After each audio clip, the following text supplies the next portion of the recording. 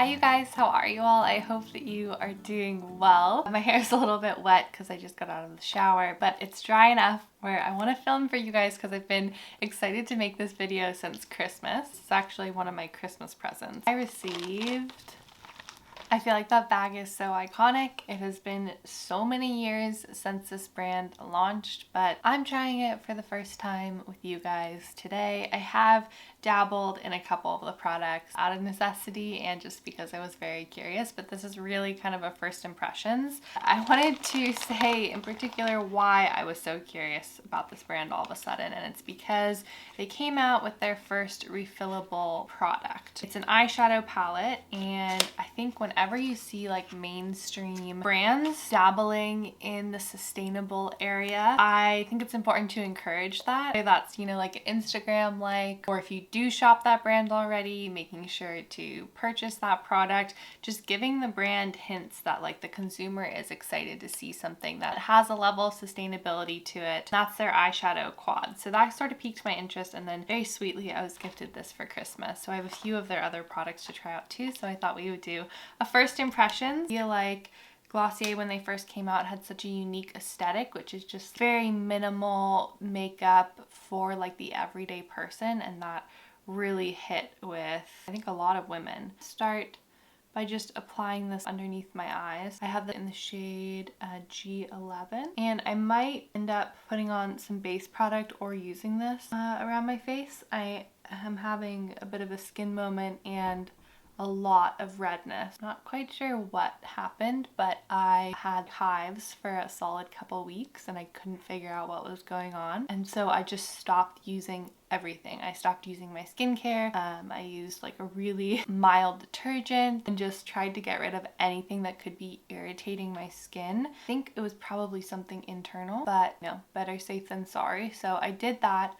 And luckily they're mostly at bay right now, but it does mean that my skin has really been suffering just because I haven't been able to kind of like, you know, like address the typical issues that I would address, and then having really finicky dry winter skin on top of that has been challenging. So I'm just going to try and cover most of this redness, which is mainly in the center of my face. I do see why people like this concealer. It's extremely light and feels super comfortable on the skin. This is one of the products that I have been trying out for the past few weeks. It definitely will crease on me. I don't usually use a powder with concealers. Concealers usually crease on me. It doesn't bother me, but I kind of feel like it just melts into my skin. So it's really, in my opinion, it's like light, maybe medium coverage. I think you might have to work with this a little bit to blur any like major imperfections or like a big spot or something, but like for example, I have a spot where I just stuck it and you can see it. It does a pretty good job of covering it up and at least adding some evenness back into my skin tone. I haven't actually tried this over a base product, so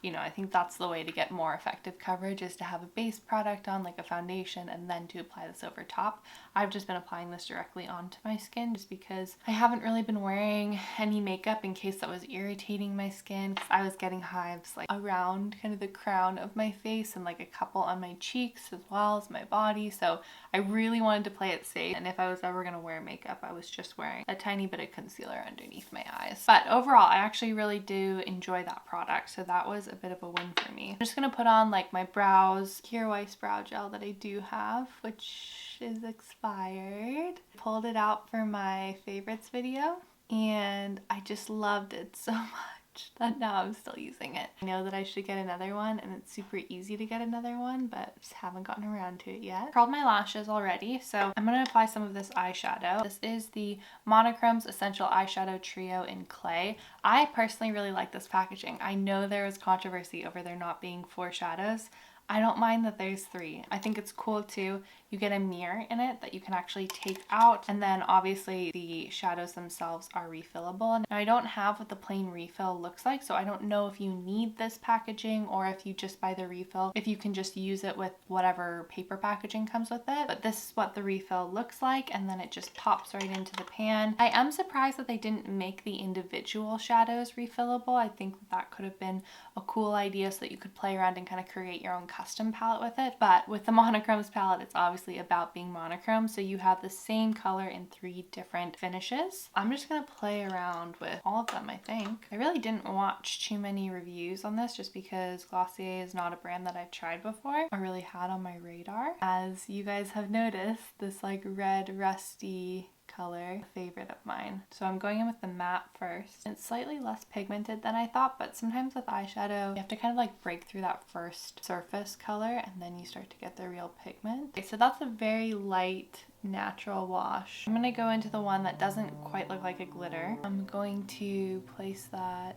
in my corner. That's already giving much more pigment. Very pretty. And the last one is, I think it's like a real glitter. Yeah, it is. So I'm actually going to use my finger for that and just pop it right in the center of my eye. Okay, I'm going to put on a little bit of brown liner. It is a little bit hard to create like depth on your eye just using finishes. I think if I were to go back, I would probably place the matte color only in my crease, the kind of shimmery color all over my lid, and then the real glitter again just as a pop in kind of the inside of my eye and in the center of my eyelid. Put on some mascara. I know that I'm getting those like weird speckly lights on my face again today. It's just the time that I'm filming. So I'm going to play around with that palette a little more. I definitely like the color of it, but I don't know. I'm gonna apply blush. This is just the Minori Blush and Orchid. I talked about this in my favorites for the past year, so I don't think it'll come as a surprise that I'm using it. All right, I have 2 products left. First is this highlighter. It has like a center circle in it and then a ring around it with pigment. So I'm kind of assuming that you just kind of like blend the 2 together, create like a balm. Super subtle, so definitely my kind of highlighter. If you're looking for big impactful products, probably not this. This just gives you like a fresh face glow. No glitter, which again I love. I'm gonna put some of this in my inner corner. Kind of an interesting texture. It feels like pretty slippery and oily, if that makes sense. Nice to see how these products kind of stay throughout the day. Again, very lightweight. So like the concealer. I'm gonna move you guys a little bit so I don't get like cut in the middle by this line. Okay, hopefully that's a little bit better.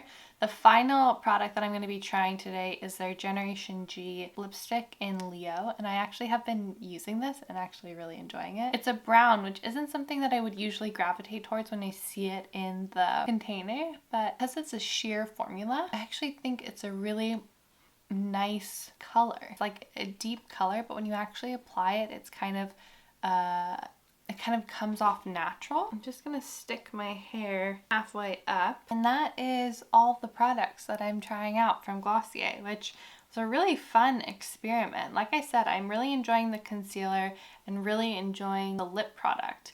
Super comfortable, very balmy. Everything else was kind of a first impression, so I'm gonna have to keep you guys posted with what I like, what ends up working out for me and what doesn't.